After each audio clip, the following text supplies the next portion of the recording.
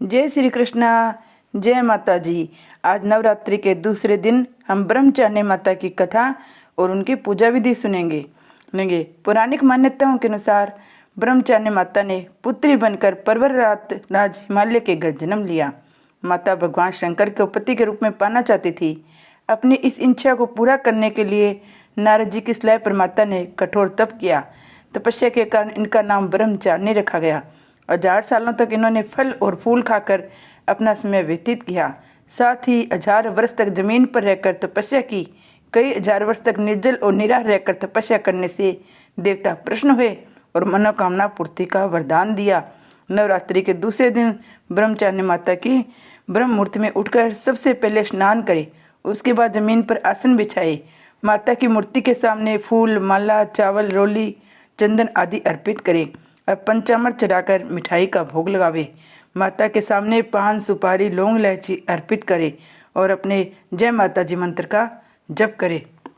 नवशक्ति का दूसरा स्वरूप ही ब्रह्मचारिणी है। ये ब्रह्मा का अर्थ तपस्या है। माँ दुर्गा का ये स्वरूप भक्तों और सिद्धों को अंत फल देने वाला है। उनकी उपासना से तप, त्याग, वैराग्य, सदाचार और संयम की वृद्धि होती है। ब्रह्मचारिणी का अर्थ तप का आचरण करने वाली देवी का ये रूप पूर्ण ज्योति में अंतत भव्य है। इस देवी के दाएं हाथ में जप की माला है, बाएं हाथ में कमंडल धारण किए हुए हैं। कथा के अनुसार पूरे जन्म में इस देवी ने हिमालय के घर पुत्री रूप में जन्म लिया था। नारद जी के उपदेश से भगवान शंकर को पति रूप में प्राप्त करने के लिए घोर तपस्या की थी। इस कठिन तपस्या के कारण इन्हें तपसारिणी अथवा ब्रह्मचारिणी नाम से अभिहित किया गया। 1000 वर्ष तक इन्होंने केवल फल फूल खाकर बिताए।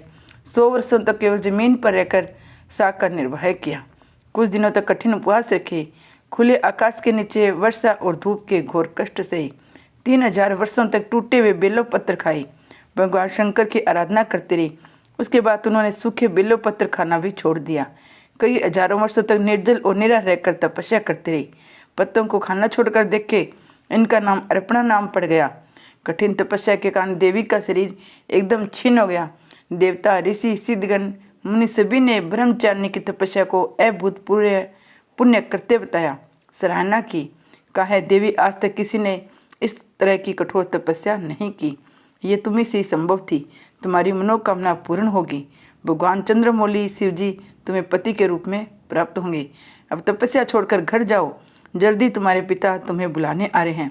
इस देवी की कथा का सार यही है कि जीवन के कठिन संघर्षों में भी मन विचलित नहीं होना चाहिए। माँ ब्रह्मचारिणी देवी की कृपा से सर्व सिद्धि प्राप्त होती है। दुर्गा पूजा के दूसरे दिन देवी के इसी स्वरूप की उपासना की जाती है। जय माता जी। जय ब्रह्मचारिणी माता की जय। इसकी कथा सुनने से सारा मनोरथ, सारी मनोकामनाएं पूर्ण करती है।